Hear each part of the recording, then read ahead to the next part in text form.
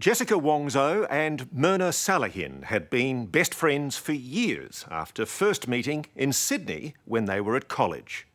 But if you believe the police case, Jessica resented Mirna and was so jealous of her life, she planned and then carried out a most awful crime. In January, at an upmarket café in Jakarta, she's accused of spiking Mirna's iced coffee with cyanide and then calmly watching her beautiful friend take her last gasps of breath. Mirna's death was recorded on CCTV, which is now being used as evidence in a sensational court case that might end with one more death. If found guilty, Jessica Wongso could face a firing squad. It's gritty CCTV footage, but watch carefully and witness a calculated murder as it happens. Wealthy Indonesian socialite Mirna Salihin drinks cyanide-laced iced coffee and collapses within minutes in a packed, trendy Jakarta cafe. Calmly watching on, seemingly without a care in the world, is Jessica Wongso, her Australian friend who was accused of spiking Mirna's drink and deliberately killing her.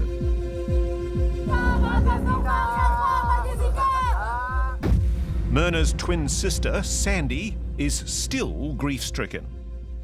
Still, till this day, we can't believe she's gone, just so quickly, just like that. It's just, how do you say this? Cruel.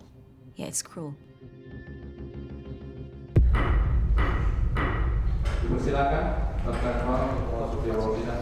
This is Indonesia's trial of the century. They're a nation obsessed. I count 25 to 30 cameras in this courtroom alone, covering the trial live 12 to 15 hours a day.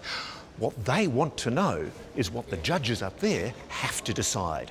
Did Jessica Wongso murder her friend Mirna Salihin?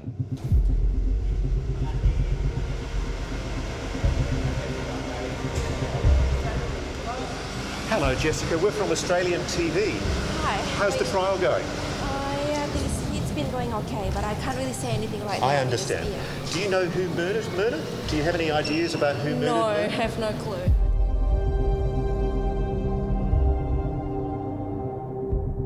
Top Indonesian anchor Timothy Marbun hosts the live Jessica Wongso trial show on Compass TV. Anda kembali dalam program khusus sidang pembunuhan Mirna. This is like a CSI case. You have to prove this scientifically, and this has changed into a TV drama. I mean, when you watch a movie, when the villain is that good, you don't even want them to die. But die she might. If she's found guilty, Jessica may face death by firing squad. I would like to see justice for my sister and eye for an eye. You know what I'm saying? Like, it's life for life.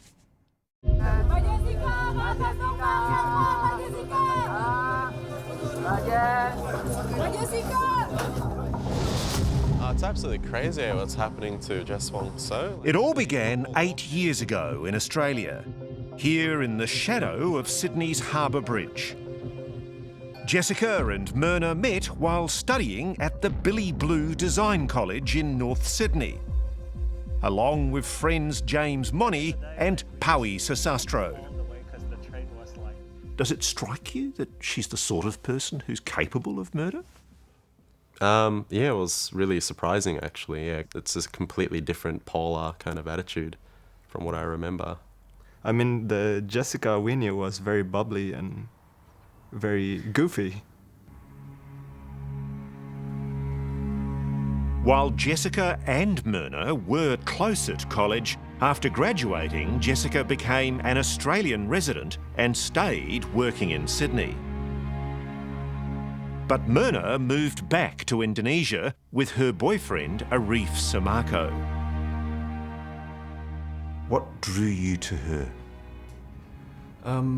I think she's the most wonderful person I have ever met because she has an amazing outlook in life. 2 years ago, Mirna holidayed in Sydney and caught up with Jessica. But the two women clashed when Mirna gave Jessica frank advice to dump her then Australian boyfriend. Mirna is very upfront when telling off people, and sometimes it can be a bit harsh. So I think it went like this. Why are you so stupid? Why do you want to date this guy? I mean, what about your future?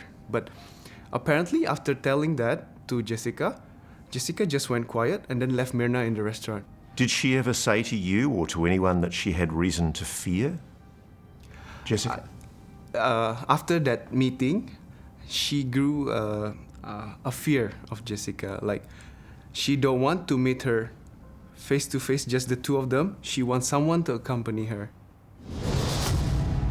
It seems that confrontation led to increasingly bizarre and worrying behaviour by Jessica.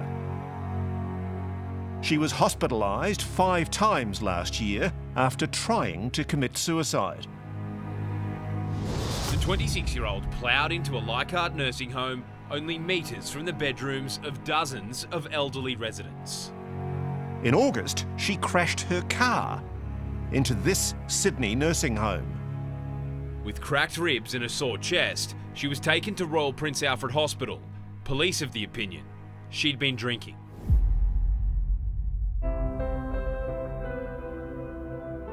Soon after, her friend Mirna married Arif in Bali. He now thinks their fairy tale wedding sent Jessica into a jealous rage. Because Mirna grew cautious of Jessica, we didn't invite her to the wedding. Do you think that that's a plausible motive for her wanting to kill Mirna? For me, right now, I think it's like a chain reaction. Just days after the wedding, back in Sydney, Jessica Wongso is sacked from her graphic design job with New South Wales Ambulance. She returns home to Jakarta. I think she's jealous of Mirna. She's jealous of Mirna because maybe Mirna have a good life and she doesn't. She's married a lovely man. She just married, and she have a good future ahead of her, and maybe Jessica's life is crap.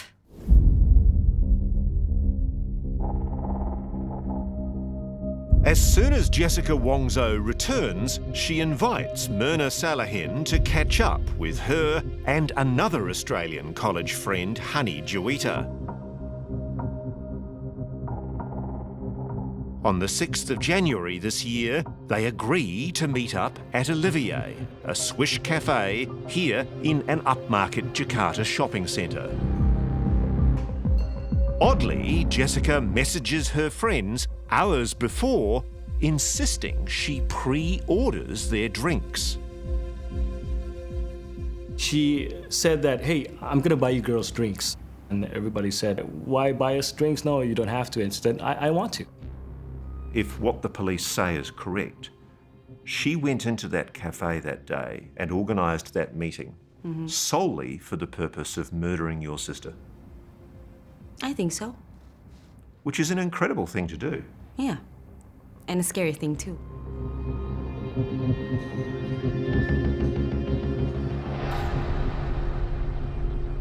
Jessica's arrival at the cafe is caught on CCTV at 3:30 p.m, more than 90 minutes before her friends eventually get there. But strangely, shortly after arriving, Jessica leaves the restaurant, she says, to buy presents for her two friends. She returns with 3 large bags, each containing just a tiny bottle of liquid soap.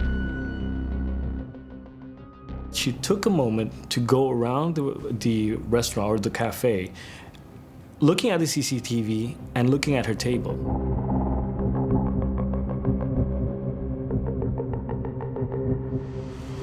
Police believe Jessica was ensuring that the restaurant's CCTV cameras wouldn't pick up what she was about to do. Now, the camera behind her was obscured by this vegetation. But there's another camera on the other side of the restaurant with a clear view onto Jessica's table. And it's what she does next that raises the gravest of suspicions. She picks up the 3 large shopping bags and places them on the table, obscuring that camera's view. She didn't just put the bags and leave them there, but she put the bags, she sat there, and then she moved it, just a little bit there, and you could see that in the CCTV. About an hour before her friends arrive, Jessica orders an iced coffee and 2 other drinks, which arrive at 4:24 p.m. If you believe the police case, you are now watching a murder unfold. This is when they say she laced Mirna's drink with cyanide. On the CCTV, do you see, while she's waiting, any movement by Jessica Wongso behind the bags when the iced coffee is delivered before her friends arrive? She was moving some of the things on the table, so we can't really see it all because of the paper bags that she put there. But there are movements of her actually moving the coffee cup. There are movements of that.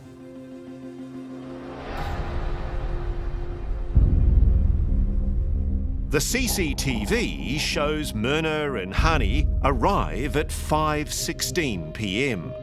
The iced coffee has now been on the table for 52 minutes. Within seconds of sitting down, Mirna takes a sip of the iced coffee. Right after that sip, you could see on the CCTV that she was kind of irritated of something from the drink. How soon? Right after. Seconds. Just right after she took the drink. And you could see that at that instance, she went to Hani and showed like, hey, we want to try this drink? And then she moved that drink to Jessica, also giving the same gesture. So you could see this, and just in a couple of minutes, you could see her flapping her hands in front of her face as if there's some smell or something. And then another minute, her head's thrown back. And that was probably the last movement she ever gave. Still to come, She said to the manager, "What did you put on the coffee?" Jessica's strange behaviour I think she likes the attention because she doesn't have that, maybe. and her Australian past comes back to bite. I have no doubt that she is capable of hurting or killing another person. That's next on 60 Minutes.